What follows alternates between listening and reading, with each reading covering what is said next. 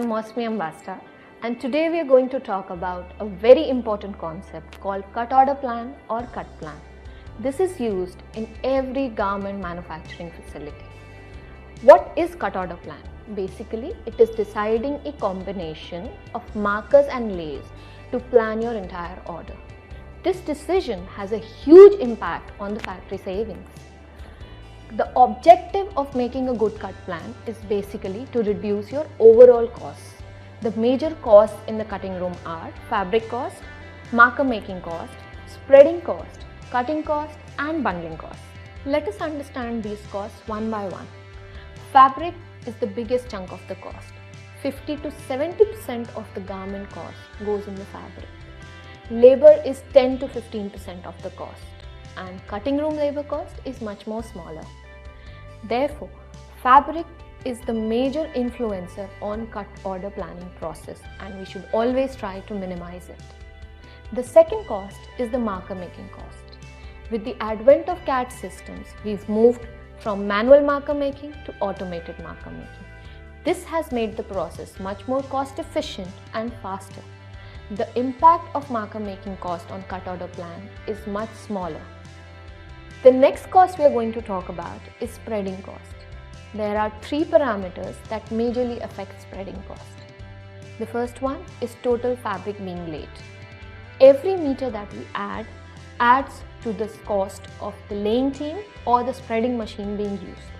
So the lesser the number of meters of fabric we are laying, the lesser the first parameter of spreading cost, which is total fabric being laid.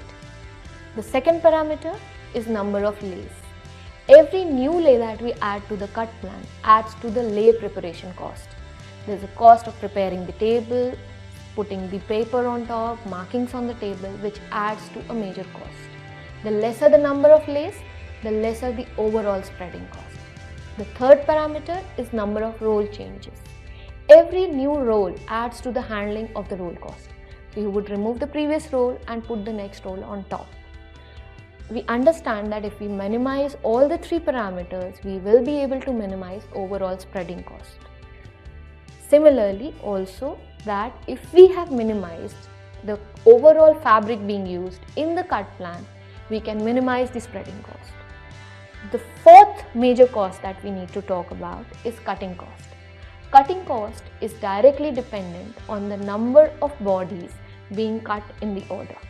If a cut plan ensures that the number of bodies being cut in the order are minimal, we can control cutting costs.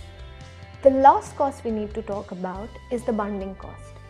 Bundling cost depends on order quantity, size of bundles and number of parts. Cut order planning does not have a major impact on bundling costs. However, a good cut plan can majorly ease the process of bundling in the cutting room. Looking at these 5 costs, we understand that fabric has a very big impact on the cut order planning, and it should be the first priority. So how do we reduce our fabric cost and maximize fabric utilization by making a good cut order plan? Well, we'll discuss that in the next video. Stay tuned.